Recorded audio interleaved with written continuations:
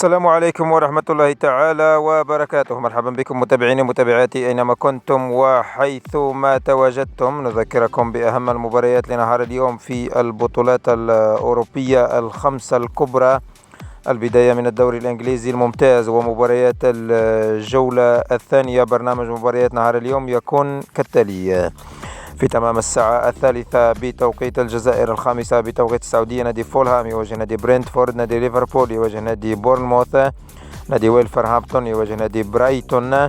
في تمام الساعة 5:30 بتوقيت الجزائر، 7:30 بتوقيت السعودية، نادي توتنهام هوتسبير يواجه نادي مانشستر يونايتد في مباراة كبيرة. وأخيرا في تمام الساعة 8 بتوقيت الجزائر، 10 بتوقيت السعودية، نادي مانشستر سيتي يواجه نادي نيوكاسل يونايتد. في الدوري الإسباني كذلك ومباريات الجولة الثانية، هناك 3 مباريات لنهار اليوم. في تمام الساعة 4 بتوقيت الجزائر، 6 بتوقيت السعودية، نادي ريال سوسيداد يواجه نادي سيلتا فيغو. في تمام الساعة 6:30 بتوقيت الجزائر، 8:30 بتوقيت السعودية، نادي ألميريا يواجه نادي ريال مدريد.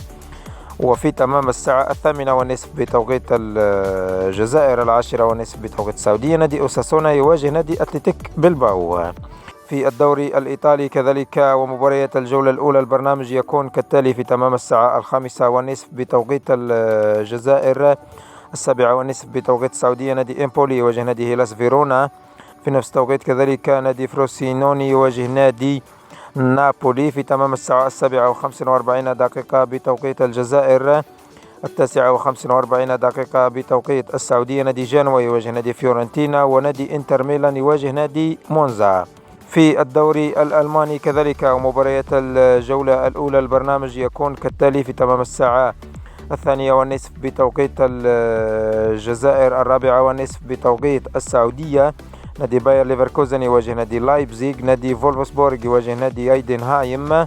في نفس التوقيت كذلك نادي هوفنهايم يواجه نادي فرايبورغ، نادي أوغسبورغ يواجه نادي بوروسيا مونشنغلادباخ، ونادي شتوتغارت كذلك يواجه نادي بوخوم، ونادي بوروسيا دورتموند في تمام الساعة 5:30 بتوقيت الجزائر، 7:30 بتوقيت السعودية يواجه نادي كولن. وأخيرا في الدوري الفرنسي كذلك ومباريات الجولة الثانية، في تمام الساعة 6 بتوقيت الجزائر، 8 بتوقيت السعودية، نادي ليون يواجه نادي مونبولييه.